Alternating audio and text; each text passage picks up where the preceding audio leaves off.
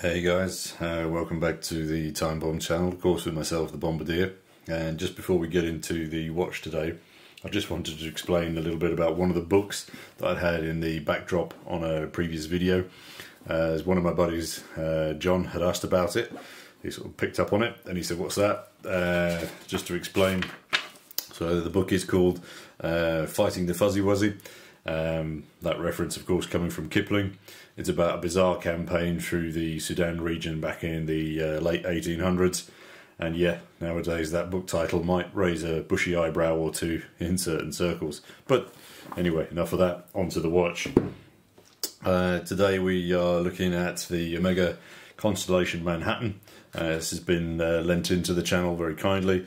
And it is the perfect representation of 1980s classic decadence. Just the initial view there for you. For me, it's the dial, whilst the Constellation range dates back to the early 50s, and it looks very pretty indeed. Were released in 1982, and this particular watch is from 1983. And the range advertised for us here by Bobby Wagner. You have to excuse me, but I don't get the shrimp reference here. Was that from the TV series? Can anyone explain, or is it a moot point? Looking closer at the advert though, and maybe this is a trick of the light, the photography, etc. But the watch on his wrist looks different to the ones down below. What I mean is specifically the dial sheen. Maybe I need new glasses, or maybe it is just the photography of the time. Onto this watch though, and let's address the elephant in the room. Yes, it's a quartz, but in defence of the watch, I think that's probably just a telling factor of the times. The quartz movement is the OMEGA caliber 1422. Please look away now if quartz is not your cup of tea, as here's a quick shot of that movement.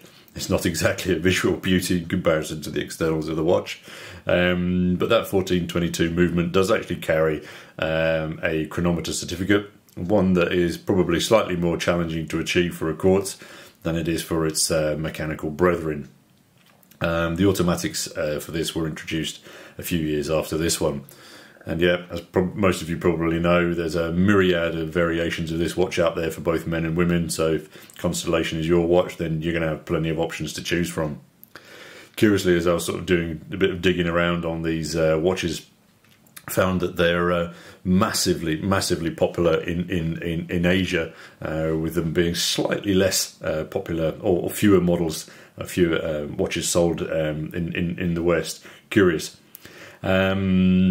So one of the standouts, though, obviously from this particular watch and the range, has to be these golden parallel slivers on either side. I wasn't quite sure what to call them, whether they're fingers or retainers, golden retainers. And then I found this 1982 advert where OMEGA themselves actually refer to them as claws. So that's what I'm going to do for the video today. These claws here actually have a function on this particular range, in that they're depressing the sapphire into the bezel, thus ensuring the overall water resistance. On later watches, they lost this function. They just became synonymous with the model, so they left them on. But then, if we just drop back to the box, you can see that they also featured them there. They then actually continue on this particular watch. Just making sure, folks, onto the sides of the bracelet. I've seen other ones where the gold goes across. I think on this one it's really nice that they again just emulate the ones on the dial. The bracelet itself is integrated, and if you look at the space that they have to work with here, and then perhaps on the inside, and with regards to the thinness of the watch, I mean, it's incredibly seamlessly executed how they have integrated that into there. I mean, a stunning piece of micro-engineering. The bracelet itself starts at 22 mils across and then tapers down to 16. Case across is 35 mils, so yeah, possibly the smallest round dial on the channel so far. Just before we come to the front of the watch, look at the back. So here, obviously, then we've got the embossed, sort of golden OMEGA logo. The clasp Features half butterfly here. You have to excuse my sausage fingers, it's a little fussy for me to open. But what you've got on the inside then is this glide feature, which adds a little bit more girth then to the watch in order, when you're getting it on your wrist. And then again, single pop stud here. So it just closes up. Nice pop there. So again, even from a watch from the 80s, everything working absolutely perfectly. Very nice. Top of the case, come back to the front, sorry, watch the right way up. Top of the case, around the sides here, we've basically got sort of like a very muted brushing. And it's very, very cleverly executed, because what happens is that even as the case then drops down into this lug area, that brushing actually just continues all the way around. I'll drop you up a macro shot here. You probably see it a little bit closer. Onto the sides, then even though it's so thin, highly polished, just to contrast with that brushing over the top. Case back, I can't see it. Yes, you can. Case back, obviously featuring the standard Constellation observatory tower.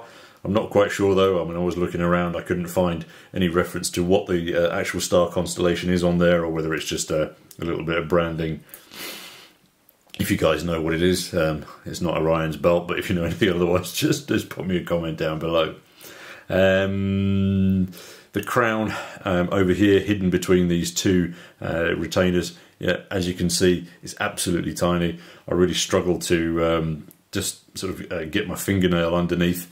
And then even then, I'm terrified of bending the stem, so I'm going to leave it very, very well alone. But yeah, I fully get it. And a crown of any larger size is going to look silly on this watch.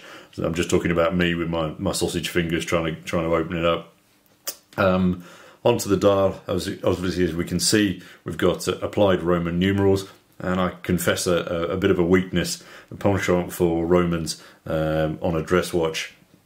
On later versions, they then moved the Roman numerals actually onto the bezel, as you can see here. But this particular version, then adhering to the sort of ultra-thin concept, has kept those markers on the dial, and then we've just got the stick markers on the bezel itself. I'm not sure if those are applied, painted, or integral to the bezel. Again, if you know any different, please do drop us a comment down below.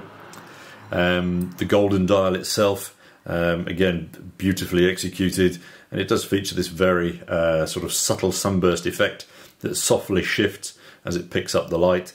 Again, very, very, very pretty. Very pretty. The script on the dial comes in multiple fonts, and then the colour match date wheel over here, fundamental to the overall cleanliness, smoothness of the dial design. You can just imagine that a white wheel there would look absolutely horrific. Yes, there is lume on this watch, but it's as finely applied as everything else, and possibly due to the age, it's not actually lasting that long, but it still does pop up, as you can see on the shots here, and just sort of limited to 8 out of the hour markers and then the hands.